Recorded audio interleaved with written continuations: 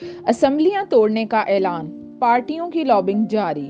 26 نومبر کو اسلام آباد جلسے میں پنجاب اور KPK کی اسمبلیاں ختم کرنے کے اعلان کے بعد سے تمام پارٹیوں کی لابنگ زور و شور سے جاری ہے۔ ابھی سیاسی منظر واضح تو نہیں، لیکن PDM کی پارٹیاں اور PTI ایک دوسرے کے خلاف کھڑی ہیں۔ PTI کے رہنما فواد چودھری کہتے ہیں کہ اگلے ہفتے دونوں اسمبلیاں توڑ دی جائیں گی، جبکہ وزیر داخلہ رانا ثناءاللہ کا کہنا ہے کہ اسمبلیاں ٹوٹنے کی صورت میں ضمنی الیکشن عام انتخاب تک ملتوی بھی ہو سکتے ہیں، جبکہ JUI کے سربراہ مولانا فضل الرحمان کہتے ہیں کہ عام انتخاب مقررہ مدت سے بھی 1 سال بعد تک جا سکتے ہیں، یعنی جتنے منہ اتنی باتیں۔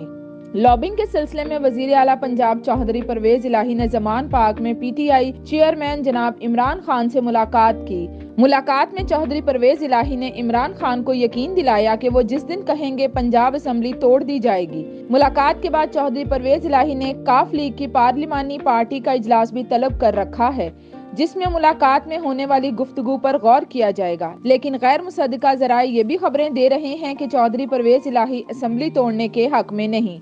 لہٰذا امکان ہے کہ PDM قیادت انہیں وزیر اعلیٰ برقرار رکھنے کی آفر کرے گی۔ قبول کر لیتے ہیں تو شاید پہلی مرتبہ ہوگا کہ وزیر اعلیٰ وہی رہے، لیکن اسے ووٹ دینے والی پارٹیاں تبدیل ہو جائیں گی۔ اسی سلسلے میں مسلم لیگ نون نے چودھری شجاعت حسین سے رابطے کا فیصلہ بھی کیا ہے تاکہ وہ اسمبلی نہ توڑنے کے لیے چودھری پرویز الہی پر دباؤ ڈالیں، جبکہ سابق صدر آصف علی زرداری کہتے ہیں کہ KPK کی اسمبلی بچانے کے لیے ان کے پاس نمبر پورے ہیں۔ ابھی تک حالات یہی بتا رہے ہیں کہ تحریک انصاف اسمبلیاں توڑنے میں سنجیدہ نہیں، اور عمران خان کی طرف سے یہ اعلان حکومت پر دباؤ رکھنے کے لیے دیا گیا ہے۔